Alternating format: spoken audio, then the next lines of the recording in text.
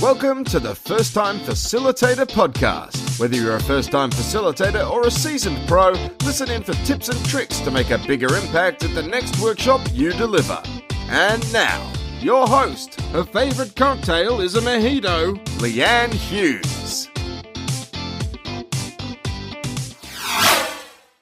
Today's guest runs the coolest workshops I've ever heard of. And the way he embeds learning in those workshops by making people practice the skills they've learnt when they rock up to Sir Elton John's Oscars after party. Yeah, you've heard that right. Now, not too many people can say that to their clients. But today's guest, well, he's a one-of-a-kind guy.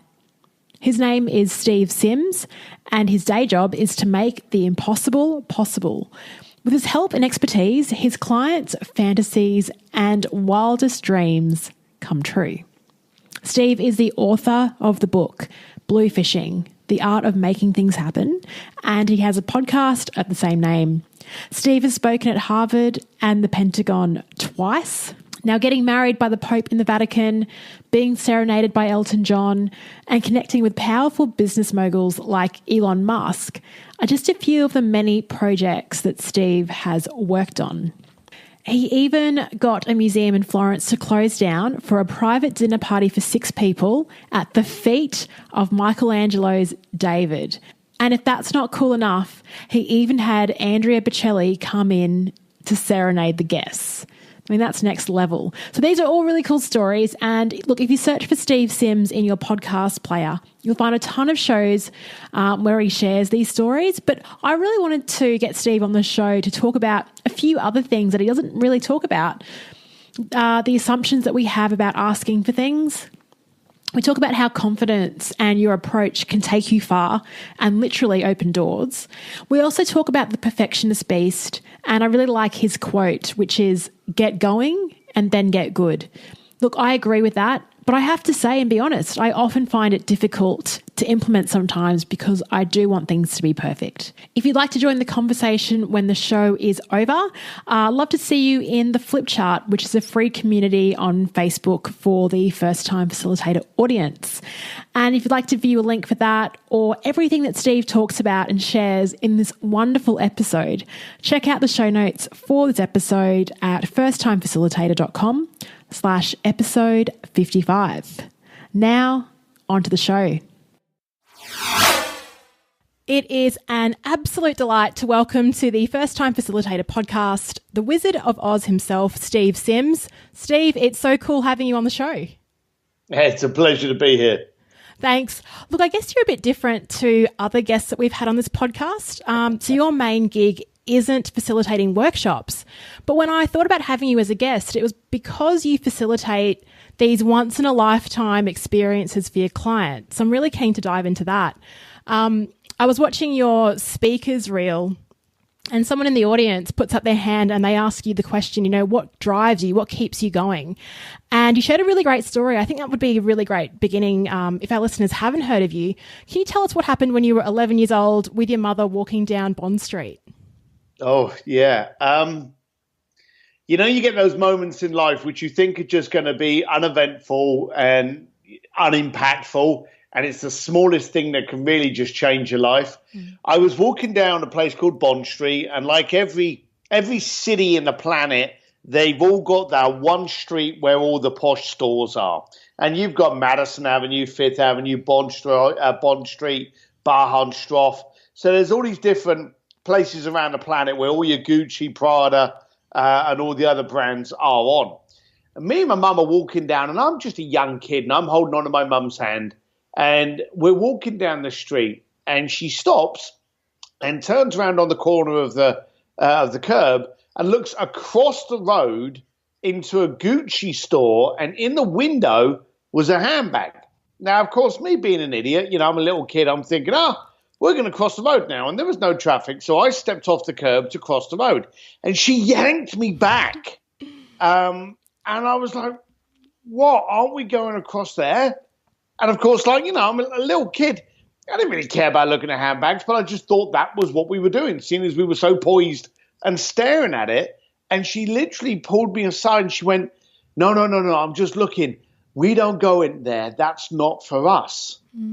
and we walked off again. Now, it was obvious she liked what was in the window.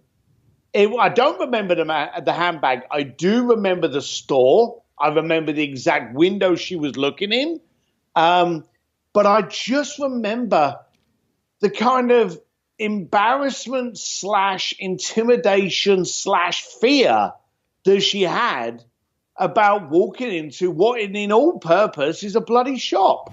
And it bothered her. And I suddenly realized that she had been brought up on a them and us scenario and basis. And I just felt how bad that actually was and how sad that was. And it was the daftest thing, but one of the most impactful moments in my life. That's a great story from when you were 11. Was that the moment that really changed your mindset? Like, when did you start thinking that you could bring together them and us, that you actually you could cross the line, that you could be part of us? When did that sort of happen and play out in your career? It's kind of weird. It's like saying, hey, when did you realize that you had two arms, or when did you realize that you were left-handed or right-handed? You don't. You just are. And as I grew up, I was ignorant. And I think one of the advantages I had was that I was uneducated and ignorant to affluence. So, I live now in Los Angeles, and we roll down Beverly Hills, and every second car is a $200,000 to $500,000 vehicle. It's Rolls Royces, Lamborghinis, it's constant. And even without being in Beverly Hills, everyone's Instagram profile can easily show a 20 grand watch, or sitting on an aircraft, or, we're bombarded now with people that are apparently more well off than us. As an East London boy, I never had that. So I also never woke up with the fear of it. So when I started doing, when I wanted to be more affluent, when I started doing door work and wanting to hang around with more affluent people and getting them into parties and things like that, I didn't have a fear of talking to them, because as far as I was concerned, they were just the same as us. There was no difference in it. And so I was very lucky. It's like it's like the kid that walks up and touches a hot plate. You know it's a hot plate, but they're oblivious to it. And they're only going to find out once they touch the plate that it's hot. With me, I was walking up to the front door of these parties and these clubs and these red carpet events, and just walking through the door because I had an air of unintimidation. Here's maybe to answer it a little bit better. As a big ugly lad, I've done a lot of door work in my younger years. You get these people, when they walk towards a club, there's a line up on the left, or there's a front door with the two doormen. Now, if you've noticed, you get these people just walk straight through into the club, don't they? You've noticed that. When I'm stood on the door, as people walk to me, there'll be a natural selection. There will be people that go, oh, I have to go and stand in the line. And then there'll be other people that go, I'm not standing in that line. I'm going through the front door. There's a natural Darwin selection that they do themselves as to where that's supposed to be. Now, of course, you get some idiots to walk up the front door and you can see they're not going to be spending a lot of money and you have to tell them to get in the line. But 9 times out of 10, you walk up the front door and you go, hi, guys, how are you? And you just walk straight in. You go, hey, have a good time. And you look the part and you're respectful. You get to walk straight in. And I noticed that. So as I grew up, I never had the intelligence or probably the overbearing saturation of what affluence was supposed to do to you, i.e. intimidate you, scare you, and make you desire it. I never had that. That's so refreshing. I was just reflecting back on a moment in an airport. So I kind of did the same thing. I swanned through this premium lane. I probably wasn't meant to be there, and I just walked through. They just let me in. And so that was the first time I recognized, you're right, we do have these limitations and assumptions just from the way that we've been brought up and the way, I guess, society dictates things, and to play by the rules sometimes. But yeah, I mean, I wasn't waiting. It was a huge line. I was tired and jet lagged, so I was taking every opportunity I could. Can you let our listeners know, like, what is it about that air of confidence that you see when you were the doorman? Was it they were dressed a certain way, or was it they just didn't hesitate and they looked like they belonged in that front door? What was it? They weren't fearful. They were confident. And I think nowadays, and sadly it's getting worse, we're losing confidence because we're losing the ability to approach each other. I heard a horrible fact the other day that some people spend more time talking to AI like Siri, Alexa, than they actually do their best friends. And I thought that was terrible because on average, most days people are talking into a phone or telling Alexa to turn the heating on or put the music on. Yet you'll speak to your best mate maybe once a month. And that's quite scary that that's what's happening. So I noticed if you were confident and you just walked up and you went, hey, how you doing? All right, if I go in? 9 times out of 10, I know me personally, I'll be like, sure, go on in, have a good night. But it's the time it's the people that come up and they're like, hey, hi, I was wondering, and you go, yeah, there's the line, and you move them on. That's cool. That's a really cool skill for all of us to get through those doors, both literally and metaphorically. You spoke about, so that's interesting about technology and how most of us are talking to sort of AI and bots a lot more. And I've heard, we're the most connected species that's ever been on the planet, but at the same time, we're also the most loneliest. So it's a really interesting mix. So there is a value, I guess, in making those kind of approaches. Can you talk about, I guess, the first kind of big wish that you made, that you gave to a client, someone that came to you, requested it? What was the first one that you made happen? And then you thought, wow, there's something in this. Yeah, and it wasn't very big. Anyone that doesn't know me, I've got people married in the Vatican. I've sent people down to the Titanic. I've put people on stage with their favorite rock band. But the first one that really mattered, that sent me off in a trajectory, couldn't be much smaller. I was working on in a nightclub in Hong Kong, and I realized that, as they say, you are the 5 people that you hang around with. I noticed that most of the people that I hung around with were poor. So I thought, if I start hanging around with more rich people, I will become rich. So I started trying to communicate a lot more with affluent people, and it was pretty rocky in the early stage. But as the doorman, I started to tell people where the best club was, what night was the best party night. So I started to build up a value in them knowing me. And one night, these guys came in, and I'd known them for a couple of months by then, and they came into the club, and they went, oh, are you going down to the yacht party tonight? Because I was really trying to network. I wasn't very good at it. I didn't talk to a lot of people, but I was always showing up at these things.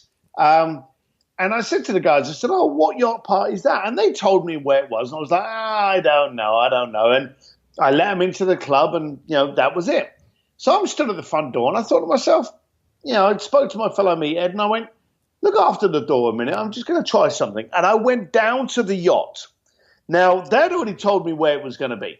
As I walked up to the yacht, this is like about maybe 2.5 hours before it opened up to the party. And there's a girl there with a flip chart just by the deck as you go up onto the yacht. And I walked up to her, and I went, hey, how you doing? I said, you're in for a busy night. Anyway, my 4 guests are coming over this evening. I know you open up at like 9:30. I just wanted to know, would you prefer they got here at like 9 o'clock or like 10:30? What would be better for you to avoid the bottleneck? And she just kind of looked at me a bit blank, and then looks down at the flip chart and starts flicking through the flip chart. Now, the dumb thing was, I hadn't even given her the client's name. She was just doing this because it was a knee-jerk reaction. If you notice, and we talk about metaphorically, if you notice that most people's knee-jerk reaction now is to actually hold their phone with both hands. If you watch people go in and they order a cup of coffee, they order the coffee, and then the next thing they do is they get that phone out and they hold the phone and they start looking through the phone. Have you ever noticed how holding the phone with both hands is the exact same position that a boxer has when they've got their guard up? Okay? So most people now are walking around with their guard up. Now, this girl was using the flip chart to kind of like gather her kind of mentality, work out what's going on, what's this guy, who is he, what's he asking me. she was flicking through that flip chart. I swear if she'd had a phone then, this was back in the 90s, so they didn't have them, but if she'd have had it, she'd have probably done something with the phone. But then I turned around it again and I pushed a little bit further and I said, look, I don't want to get in your way because I know it's going to be a busy night for you. I just want to know, do you want them here at this time or at this time? And then she turned around and she went, 10 o'clock. Oh. And I said, thank you so much. I appreciate it. And then I went with empathy. I know you're going to have a crazy night tonight. And let's be blunt. People are going to turn up, they're going to party, and they're not going to say thank you. So I want to say thank you. You got 4 people coming in here. Here's $400. Tomorrow, when it's all over, you can grab a bottle of wine and some nice food and just be thankful it's over. And she was like, thank you so much. And I was like, have a good evening. I wish you all the best. And I went to walk away. And then she stopped me and she went, hang on a minute. What are the guests' names? And I gave them to her. And she wrote them down on the front of her list. Wow. So then I went back to the nightclub. Now, bearing in mind, what you're not aware of is I only used to make about $800 to $1,000 a week. And I'd just given away 40% of that to this girl for 4 people that I didn't even know was still at the club. It was a gamble. So I went back to the club. The guys were still in there. I walked up there and I went, boys, I've just pulled some strings for you. And you're going to the yacht party tonight. They were like, oh, fantastic. And I went, you're welcome. It's $500 each. And they literally just paid up within a heartbeat. And I went back out to the door and I realized I just made $1,600 and I had solved the problem of embarrassment. You see, these guys were successful. They were good looking. They could afford to buy the yacht. But they didn't know how to communicate, how to ask, and then more importantly, how to recoil from being denied entrance. And so with me, I was the solution. I didn't ever say who the guys' names were. Now, the funny thing is that girl, because I'd shown that I respected her time, I paid her for her time, she let me know every party that was going on that she had any kind of involvement with. So I now started building up a network of access. And from the door, I had a network of affluent people that liked to party. So I started putting 2 and 2 together. And I started getting people into other people's events. Then I started putting on my own events. And then people were like, oh, yeah, that was a great event. But can you give me a hotel? I don't know if you do travel. And I'd be like, yeah, I could. So I started doing travel. And then before you knew it, and the real thing, people started going, well, look, I want to do this. But I want to meet so-and-so, or I want to go backstage. Do you do that kind of thing? I became the fixer. I became the guy that could. There was no word for it. I just got stuff done. And I got it done by just charging them. And I realized how easy people were to actually pay for things. That's unreal. And I definitely need you in my life. What I want to go back to is that question that you asked the lady on the yacht. So you didn't rock up there and say, hey, I've got these 4 guests, can we go on the yacht tonight? You asked what time and you gave her 2 options, 9 p.m. or 10 p.m. Do you think it's all about the language of the ask? Because you basically weren't asking for a yes or no. You were asking for a yes and what time. It was already in the question. Do you think that helped? 100%. I learned at a very early age. See, I'm a great believer in liability. If I'm going to have a fight with a guy, I look at the guy and I go, is he bigger? Is he leaner? Is he faster than me? Therefore, I can get hurt. I'm not going to be in that fight.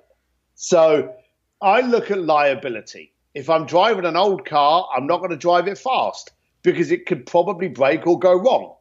So I'm a great believer in keeping liability low. Now, when I ask a question, if I ask a question that gives you the ability to say yes or no, I'm increasing my liability of getting an answer I don't want, especially when you consider that no can be said to anyone in any country and understood as a refusal, even if it's not in the same language. You can say no in Thailand, Germany, Russia, and they will know that it's a negative and it's a refusal.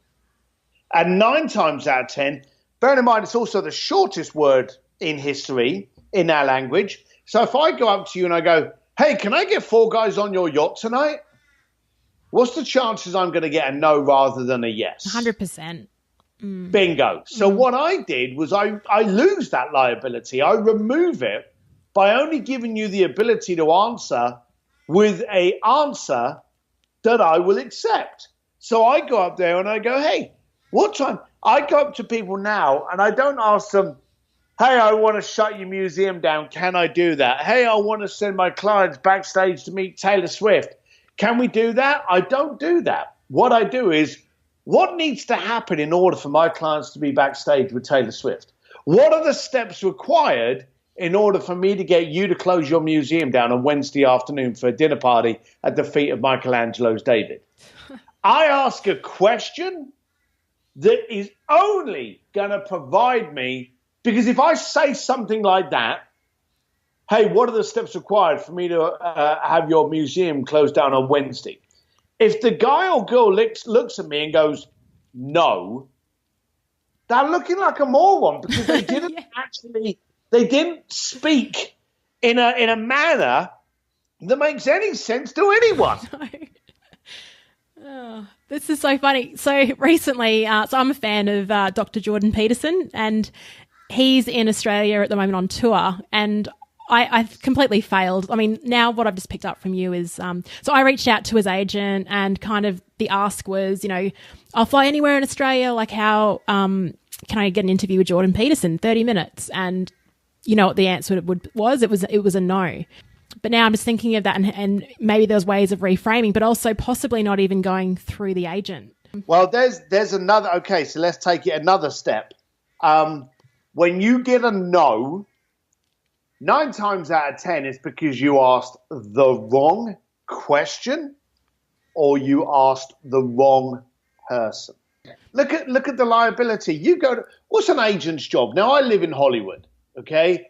Agents are 1 millimeter above bottom feeders. An agent's job is to do whatever they can to earn money off of talented people. That's the job of an agent. Now, a manager is there to look after the talent, and the assistant is to make sure the talent is happy all the time. But the actual talent agent themselves is there to basically contract and make money from the event. If you walk up to him and you tell him or ask him for something which benefits him in no manner whatsoever, then your liability and your chances of getting a no are huge. So in that situation, for a start, you were asking the wrong person. It may have been better if you asked a better question, but I think by asking that person, you were more than likely asking the wrong person already. Yeah, I think you're right. I think it was doomed to failure to start off with. Yeah. Hey, I can hear just through your voice, you're very dynamic, and I can imagine when you're in front of a stage or in front of a workshop, everyone in that room is really paying attention to what you're saying because you tell stories really effectively. But I want to talk about your upcoming event, the Speakeasy workshop, which I saw. So what you're essentially doing is it's a 2-day workshop. People fly into LA. What do they do in that workshop, and what happens at the end of it? So I'm a speaker. I've spoken at, countless events, including Pentagon, Harvard, and even jails. So I've done a lot of speaking at a lot of different entrepreneurial events. And sometimes these aggravate me because you get speakers come up there, they do a presentation, which they've been doing since 1973, and there's no engagement with the crowd. There's no connection. They're just running through the slideshow. They're running through that very polished presentation. And then they go off stage and you're left with, well, what actionable advice did I get there? I know the guy's brilliant, or I know the girl launched a company and now she's a billionaire, and I know they sold it and now they love to travel around Italy, but how the bloody hell does that help me?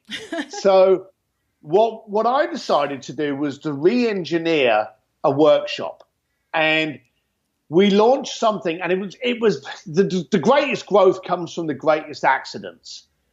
I decided last year, early part of last year, to do an event. And I didn't know where I was going to do it. So I just put it out to my community. I'm going to do an event. It's $2,000 for 2 days. And it's in San Diego. Who wants to go? And I had people going, who's speaking? I'm not telling you. Who's going? I'm not telling you. Where is it? San Diego. I was as vague as that. And I said that, I want people that are willing to take a shot. I want people to look at me, know who I am, know what I do, and gamble on it. Gamble on me. And I said, it don't work. I'll give you your money back. Now, one of the reasons I was doing it that way was because, one, I didn't know how many people would want to go. So we got about 40 people going. So I thought, okay, I now know what kind of property I've got.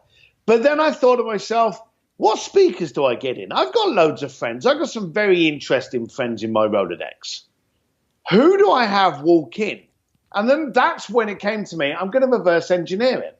So then everyone that paid for a ticket, we reached out to them. We went, okay, what do you do? Who are you? What's your problem? And I asked them what their hurdle, their hiccup was now, today, that they would like solved in order to give them a productive rest of the year and going on. And so we suddenly started getting these, well, I want to do viral videos. I want to launch a podcast. Oh, I don't know how to get a good accounting platform. How do I get people to book me more speaking gigs? We had all of these different questions. And then I went out to my people and I went, these are the problems that I need you to speak at my event and solve. And so now what I did was I had speaker agents, literary agents about how to write a book, video people, and I'm on about top shelf people in there talking about how to do a video, how to get the best audio, how to not spend a fortune on getting a podcast studio put together. The difference between an omnidirectional mic and a dynamic mic. So we had people come along that literally would give a presentation on who they are and what they do and how they do it, and then go, right, these were the questions I would ask. Let's get these solved now. What are you using? And because the group was only about 40 strong, they could literally reach out and go, so who's doing this? How are you doing it? Let me solve that. So by the time they leave the room, you haven't heard from a brilliant speaker. You've got your problem solved. Now, here's a funny little quirk to this. So I wanted to get it videoed and recorded so I could share it on my Speakeasy Facebook page. The video guy let me down. He didn't turn up.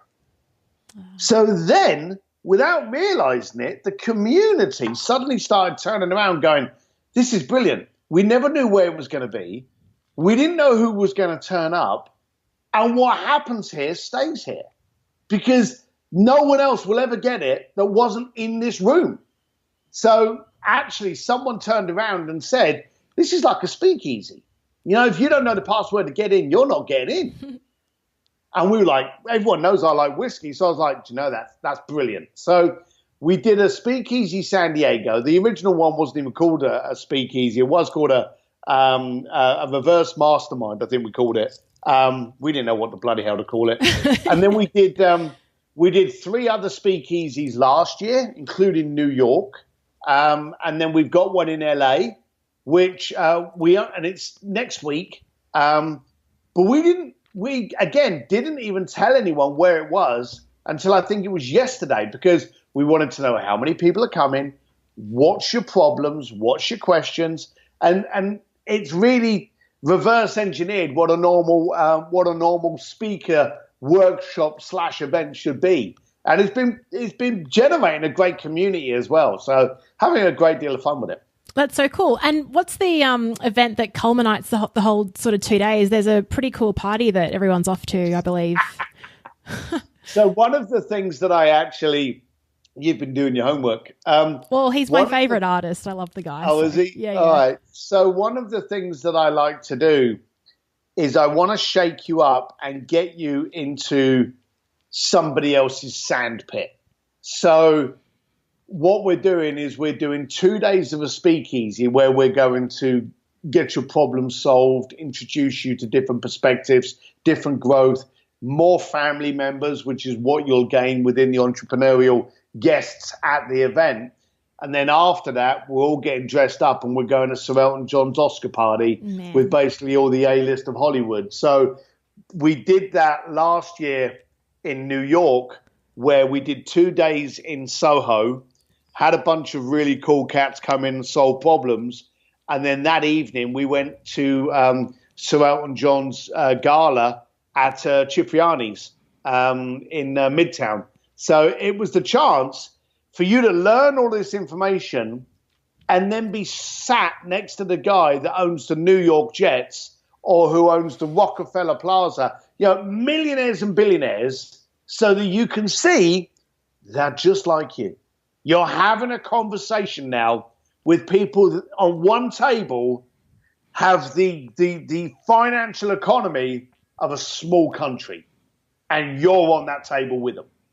And it's been a real eye-opener for a lot of people to actually come back from that and go, you have no idea who I was talking in the toilet with. And then I was having this conversation about with so-and-so, and Ralph Lauren was there, and I was talking about his new line. And it's incredible to have people just be able to realize that rich people are poor people with a lot of money.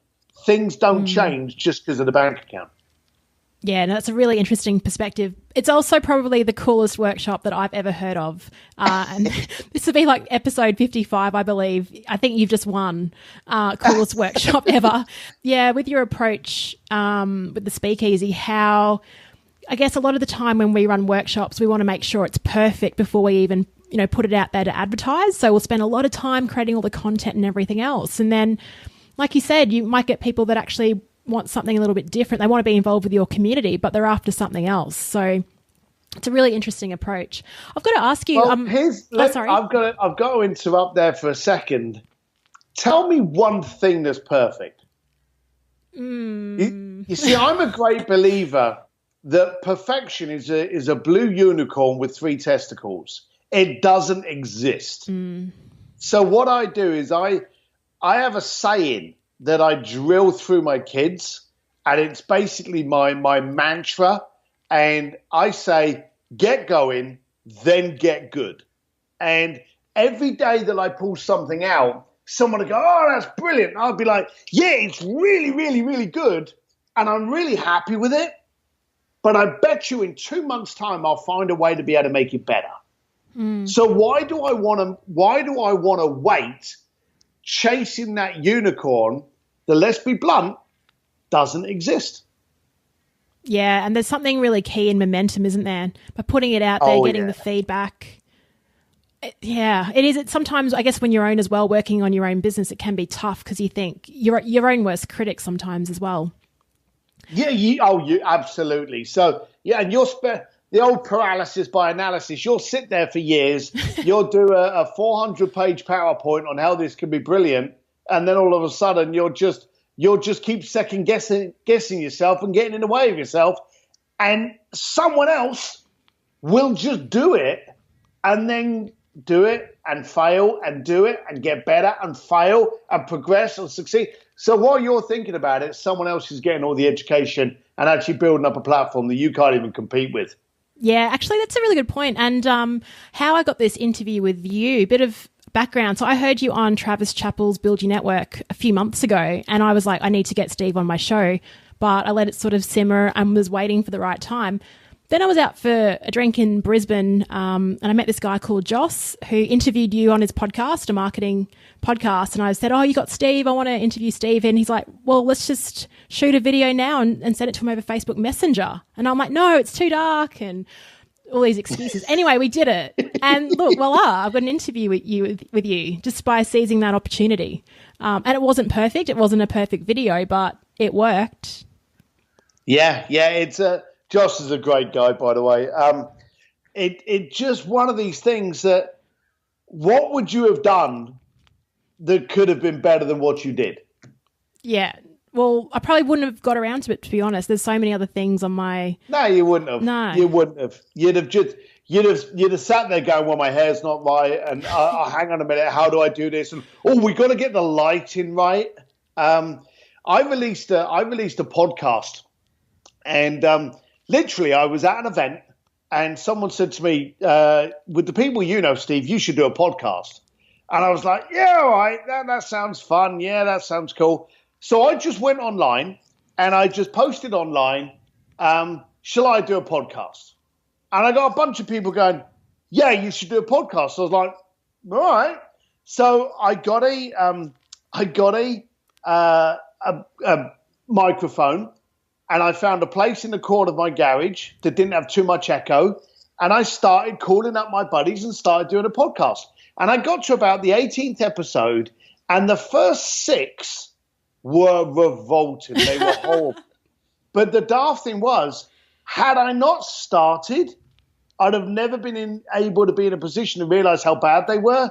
And as they weren't even released then, I was able to just remove them. In fact, I think it was like the 12th episode became the first one. I got a better microphone. I learned the difference between dynamic and omnidirectional mics. You know, I learned all of these things, and now I have a podcast that I still do in my garage with a nice microphone, and I just do it. And I've got better and better. And trust me, the ones I'm doing now, I quite like. By this time next year, I'll probably look back at those and go, oh my God, they're rough. Yeah, and that podcast is the art of making things happen. So you sort of really talk about taking action, which is what we've kind of just been exploring over the last few minutes. Yep. A lot of these skills as well. So you talked about, effectively communicating, how to ask questions. You cover that in your online course, The Distillery. What else? What other content do you cover if listeners want to sort of learn a bit more about these kind of key skills? Well, we try to put in there simple steps, but also it's me doing the course. It's no one else. So the whole premise behind it, the whole underlying theme is if an ugly bricklayer from London can be doing this with the Pope and Elon Musk, you're already out of excuses. So then I walk you through how to build up confidence, how to look for impact, how to provide value, how to be irresistible in any conversation. So it's all about how to position yourself to get what you want while giving the person what they want.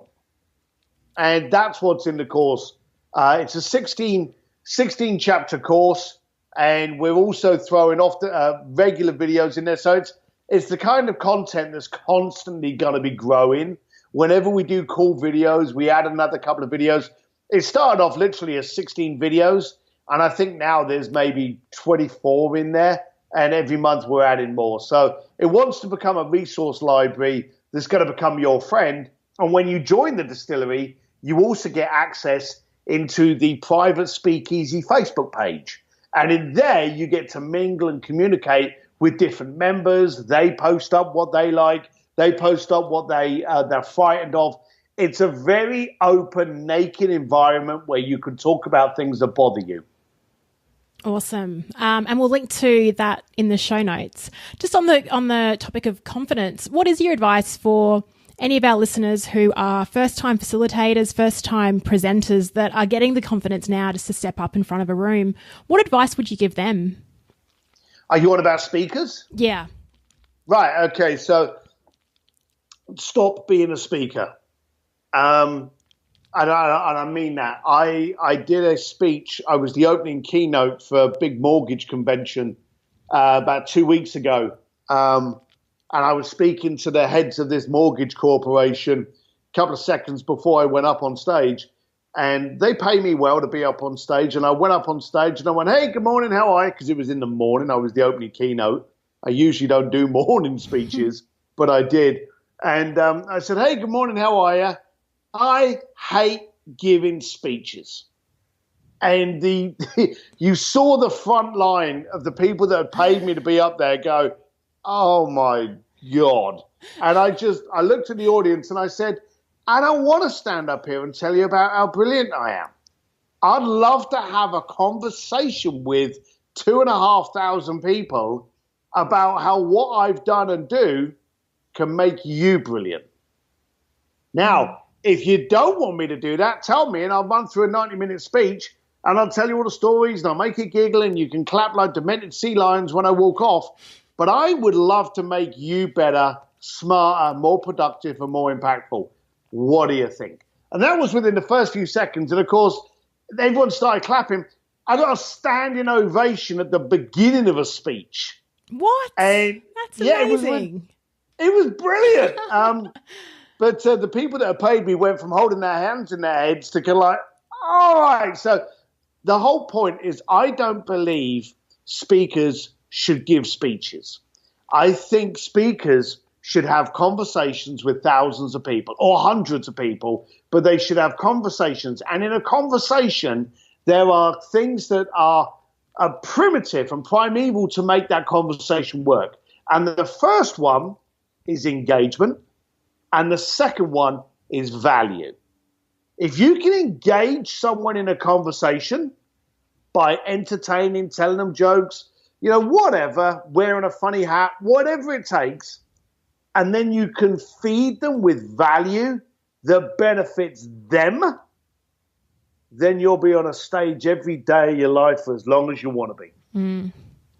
That's wonderful advice. And I've got to say, I've had to move myself away from the microphone because I've been laughing a lot through this conversation. So I'm sure that humour's really served you well in your career as well and really opened the doors as well. I can tell, very, very easy to talk to, very open and very funny, which I think people love. So if our listeners want to communicate, find out more about you, and you've got a ton of stories about, you've mentioned just very quickly the Pope, Elon Musk, Elton John, and there's plenty of other podcasts where you can hear about those stories. I just wanted to focus really on the confidence side of things with you and the cool workshops you're running.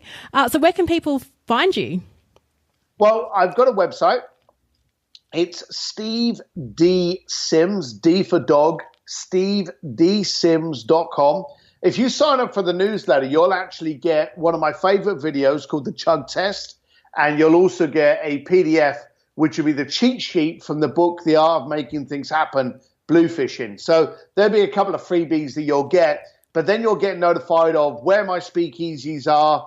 You'll get notified of my new videos that I post up where I just throw rants about things that bother me or make me smile or make me happy or annoy me, or tips and tricks. You see, I love failing, so I'll try different things and then I'll do a video going, hey, I just tried these 3 microphones. These 2 are shit. This one was brilliant, and this is why. And I will just do reviews on just the randomest kind of stuff I can. Awesome. I do follow you on Instagram, so I love an occasional rant from instead of the perfect gym model. It's good having you as a bit of a contrast. Did you see my Tay Lopez and Grant Cardone rant on the beach then? I haven't seen that one. No. Yeah, I was. I did a speech. It's funny because in December I had a bunch of speeches in June and September and November of this year, but I had nothing for the first part of the year. So in December, my wife said to me, she said, people are bored of you already. And then all of a sudden I got 2 gigs in January, 3 in February, 2 in March. So it took off. So at the beginning of January, I was actually in Mexico speaking to a high-level workshop down there. So I did a bunch of my little rants literally from the beach. And if you don't like the rant, you'll certainly love the backdrop. And that's on my Instagram, Steve D. Sims. Awesome. We'll link to that as well. Steve, it's been an absolute honour just having you on the podcast and hearing all about the incredible workshops, the work you do, the people you hang out with, and hearing a bit of your story as well. Thank you so much for your time. Thank you. I appreciate it. Cheers. Thank you. Thanks so much for tuning in to First Time Facilitator. If you liked the episode, please share it with your mates or subscribe to the podcast feed in iTunes. Till next time.